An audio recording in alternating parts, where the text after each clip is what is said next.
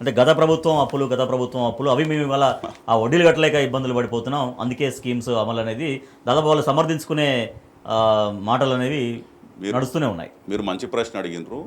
గత ప్రభుత్వం కేసీఆర్ గారు ప్రభుత్వం చేసిన అప్పు 4,30,000 కోట్లే రిజర్వ్ బ్యాంక్ ఆఫ్ ఇండియా లెక్క ప్రకారం.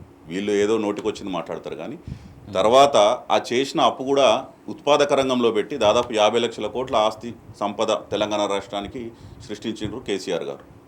ప్లస్ భారతదేశంలో చూస్తే కూడా 28 రాష్ట్రాల్లో తెలంగాణ కేసీఆర్ గారు దిగిపోయే నాటికి ప్రభుత్వం నుంచి డెట్ టు జిఎస్డిపి రేషియో చూస్తే తెలంగాణ బాటమ్ 5 స్టేట్స్లో ఉంది అప్పులు చేసిన రాష్ట్రంలో. మనకన్నా 23 రాష్ట్రాలు ఎక్కువ అప్పులు చేసినాయి. అందులో కర్ణాటక, హిమాచల్ ప్రదేశ్, ఈరోజు కాంగ్రెస్ ప్రభుత్వం ఉన్న రాష్ట్రాలు కూడా మన పైనే ఉండే. కాబట్టి ఏదో తెలిసి తెలియక మాట్లాడి ప్రజలని వీళ్ళకి చేతగాక చేయచేతగాక బట్టగాల్చి టీఆర్ఎస్ మీద లేకపోతే కేసీఆర్ గారి మీద పడేస్తామంటే ఎక్కువ రోజులు సాగవు. వీళ్ళు చెప్పిందే అబద్ధాలు. ఇంకో పచ్చబద్ధం ఏం చెప్పారు రేవంత్ రెడ్డి గారు?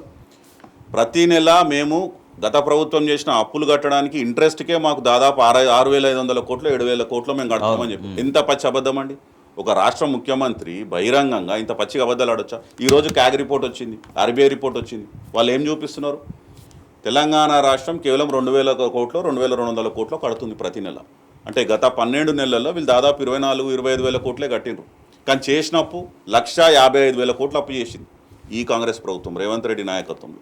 మరి చేసిన 1,50,000 కోట్లు ఎడిగిపోయినాయి అప్పు. మీరేదైతే రెవెన్యూ అంచనాలు వేసి 2,20,000 వస్తాయంటే అందులో 1,23,000 వచ్చిందో ఆ 1,23,000 ఎవరి జేబులకు పోయినాయి? మీరు చెప్పాలి ప్రజలకు. కేవలం పాత ప్రభుత్వాన్ని కేసీఆర్ గారిని తిట్టి నడిపిస్తాము అనుకుంటే తప్పు. రెండవది మేము చెప్పేది ఇంకోటి, రిజర్వ్ బ్యాంక్ ఆఫ్ ఇండియా లెక్కలు చెప్తున్నాం, కాగ్ రిపోర్ట్ లెక్కలు చెప్తున్నాం. ఇంట్రెస్ట్ పేమెంట్ కూడా గత ప్రభుత్వం కేసీఆర్ గారు ఉన్నప్పుడు 2014లో 21.9%. అంటే రాష్ట్రానికి అయితే సొంత రాబడి ఉంటుందో స్టేట్ ఓన్ ట్యాక్స్ రెవెన్యూస్ అంటాం. రాష్ట్రానికి వచ్చే సొంత రెవెన్యూలో తెలంగాణ ఏర్పడినాడు 21%. అందులో ఇంట్రెస్ట్ పేమెంట్కి పోతే దిగిపోయే నాటికి 2023కి అది 17%కి తగ్గింది. అంటే ఇంట్రెస్ట్ పర్సెంట్ 21% నుంచి 17%కి తగ్గింది కేసీఆర్ గారు ఉన్నప్పుడు. అంటే అంత మనం ఆస్తి సంపద సృష్టించినాము, తద్వారానే మీకు రెవెన్యూ పెరిగింది కాబట్టి ఇంట్రెస్ట్ తగ్గుతూ పోయింది. ఇయర్ ఆన్ ఇయర్ 2014 నుంచి 2023 వరకు స్టేట్ ఓన్ ట్యాక్స్ రెవెన్యూస్ది ఒక మీరు గ్రోత్ రేట్ చూసుకుంటే కంపౌండెడ్ యాన్యువల్ గ్రోత్ రేట్ అంటారు, అది దాదాపు 17.5%. భారతదేశంలోనే ఏ రాష్ట్రం సాధించని ఘనత అది. తలమానికంగా 17.5% యావరేజ్గా. అందులో మధ్య 2 సంవత్సరాలు కోవిడ్ కూడా వచ్చింది, మర్చిపోదు. 2 సంవత్సరాలు కోవిడ్ ఉన్నప్పటికీ మన దగ్గర ప్రతి సంక్షేమ పథకం ప్రజలకు అందింది, టైంకి టెన్షన్గా పడ్డాయి. ఈ 17.5% గ్రోత్ రేట్లో ఏదైతే సొంత రాబడి ఉందో ఇప్పుడు చూసుకుంటే మీరు దాదాపు అందులో నాకు తెలిసి -5% వెళ్ళిపోయింది. నేషనల్ యావరేజ్ 10% ఉన్నప్పుడే తెలంగాణ 17.5% పోయింది.